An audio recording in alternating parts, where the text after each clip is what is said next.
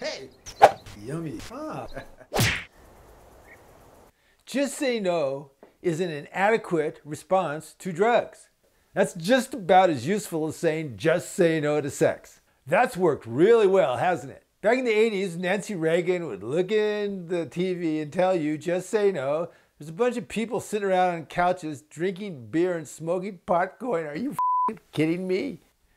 And they were right, too. Every human society known to man, except for Eskimos, have had some substance that got them high. And the only reasons that Eskimos didn't have it is there's just nothing that gets you high up there. And so let's deal with it. Let's face it. Let's see all the nuances of what's more dangerous drug use, what's less dangerous drug use. Once we see all those things, you know what happens? Less harm from drugs. The drugs are not created equal. Okay, alcohol and cigarettes, two of the deadliest drugs in the whole world, are legal in the United States. Go figure. If you're an alcoholic, which means you drink in a progressive and out of control fashion. Out of control means you can't say no to the next drink sometimes. Progressive means there's more of a time.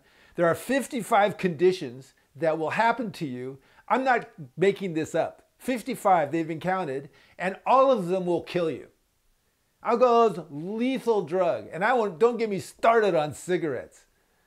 One of the biggest scandals of the world is how billions of dollars have been spent in the United States to bullshit people about cigarettes, to get them to smoke, to get them to not sue companies that killed them with cigarettes, and now they're spreading them all over the world. Now, that being said, some shamans use tobacco in ceremony. And social drinking, 2 drinks or less a day, actually is associated with living 1 or 2 years longer. Why is that? I don't know why that is. Your body makes about an ounce of alcohol a day. It must use it for something, but you go over that point, it's really bad for you. Pot. All right, people stoned on pot. Now, pot is not a social drug. I know people do it together, but this is not social. When people are laughing about pot, you know what they're laughing about? They're laughing because they don't understand what they're saying to each other, because it's not a social drug. Now, people can feel boosts of energy, boosts of all kinds of things, and it certainly makes some sensual experiences more interesting to a lot of people. Yes, yes, yes, yes, yes. It also makes you more anxious. Yes, yes, yes, yes, yes. Over time, if you're using pot on a chronic basis, you have what's called amotivational syndrome, where you don't have much ambition. Who gives a anyway? Let's get stoned. That's pot. Here's Coke. Coke. Okay, now Coke, when Coke is happy, is pretty much fun. Let's dance. Okay, we're dancing on Coke. If we're on Coke, we're happy. Okay, Coke's happy. Speed's happy. But one thing about jacked up sympathetic arousal you got to understand is it's a very short step from happy jacked up sympathetic arousal to really pissed off and fucked up sympathetic arousal. This happens to be why in football games everybody's all happy and then all of a sudden there's a fight in the stands. Once again, not a social drug. I'm going to 78 if I'm on speed or Coke, and you're going to 33 like everybody else. Now, the person who's talking might think it's fine. It's like a manic episode. And everybody else is going, what a pain in the ass that person is. Here's opiates. You go out to dinner, and someone goes to sleep in their soup. All right, now that's a funny story. They're doing a soup, went to sleep. But that's opiate. And usually it's opiate addiction, because if you're not an opiate addict, you don't take opiates before you go out to dinner. Opiate addict, all kinds of staying up all night, sleeping all day, completely separated from other people, talking to yourself into all the reasons you're doing your opiates, bloating out because you got no ambition. Now, if you're in pain, opiates are great. I just had surgery and I just can't stand it. Whoa, I take my Oxycontin, all of a sudden I can relax. Actually, people that take the proper dose of opiates after surgery heal faster.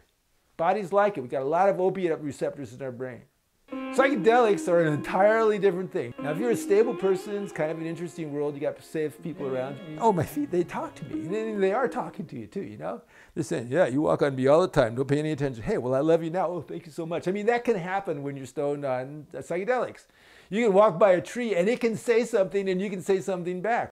A lot of people have had transformative experiences. They've gone back and said there's a before and after. There was kind of an awakening effect. Most of the people I knew that took psychedelics took them like a trip. Literally, I'm not going to go to Salinas, I'm going to go take acid. And it's kind of nice to know about that country if you like to know about lots of different countries. That's psychedelics. Not that dangerous, really. Who have you ever heard of that's been addicted to a psychedelic? Yeah, I got to wake up and take my psychedelic fix. I've never known anybody like that. And boy, I've known thousands of people. Well, maybe one person like that. But that's one out of thousands. You know, psychedelics are particularly useful in religious ceremony. There are actual spiritual connections that happen. You know, you feel yourself stably in the other world. And if you got a good guide around, that can do something. But, you know, that's doing it in a responsible fashion.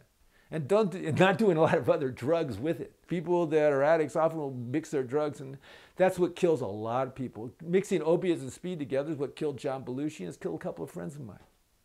So there's all these variabilities. How old or how young you are matters. Whether you use it as an addict or not matters. What kind of drug it is matters. Now, pot isn't that bad for you, but you know, if you use pot, you are 64 times more likely to use another drug. That's 6,400%. So that's dangerous. Now, you might ask me, Dr. Keith Witt, therapist as well, how do you know so much? I have studied widely, and I have worked with many, many people, and I have, dare I say, experimented throughout my life. And I have known many people that have risen and fallen. And so much of this information and much of this knowledge is hard-earned.